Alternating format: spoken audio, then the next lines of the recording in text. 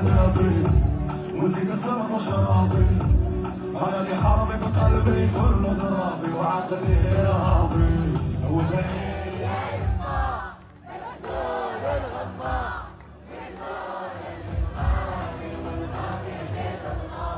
وانا قلبي يا يما قلبي به مضرار مشاعر غدارة كل مرة كرة ناري. Wagwan people, Wagwan family, welcome back to our program Zim Danso to the World. Kana kareke kutanga chibva subscribe, kulike, obva commenta nekushare zvinotipawo simba nekukudziridza channel ino kuti iende pachidanho chepamusoro. Panapa tinokupai nyaya dziri kuitika muZim Danso. Nyaya ndangokuinzirai inyaya yevidhio iro ramuri kuona kumashure kwangu. Tinodawo kuti maartist edu emuZimbabwe adzidziswe kana kuti vadzidzirewo vega vachionawo kunyika dzekunze kuti vamwe vanoitawo sei, kwete kungozowerekana vawira. Pamakore apfuura takaona Jamaster achirova fani rake bhutsu, fani richinodonhera kune mamwe mafanzi, zvinova zvisina kubata nyika yese zvakanaka. Zvakazosvika pakuti iye Jamaster wacho aende kunotsvaga fani iri kuti akwanise kurikumbira riregerero ndokubva aribhadhara. Zvinhu izvi zvakarwadza vanhu vakawanda nekuti maitikiro azvakaita hazvina kufamba nenzira yakanaka.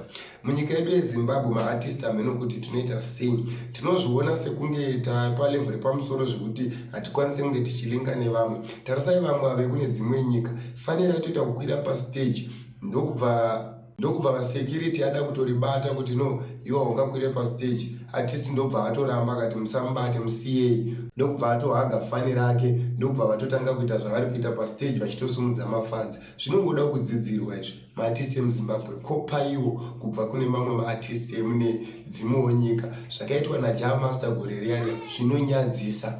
Azviitwe. Munhu anotorwa zvakanaka motaura naye kuti no shamwari panapa hatisi kuita izvi, tinoita izvi, mobva mamuita se, mobva mamuburutsa. Kana kuti usina kunzwisisa kuti nyaya yacho ndei, iwe wotongofunga kuti hai enemy, apo ndo vanhu vacho vanenge vauya zokusapota, iwe wobva mubata rafu. Mangwana anodzoka here kushowo kwako?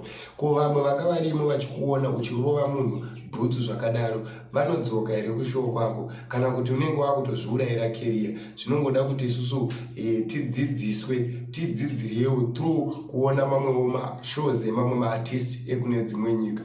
Aiwa, ndo nyaya yanga ndakakubatirai muzuva ranhasi. Usazokanganwa kusubscribe, kulike, commenta nekushare. Thank you nevanoramba vachitisapota. Rambai munesu pachikamu chinoteera. Much love.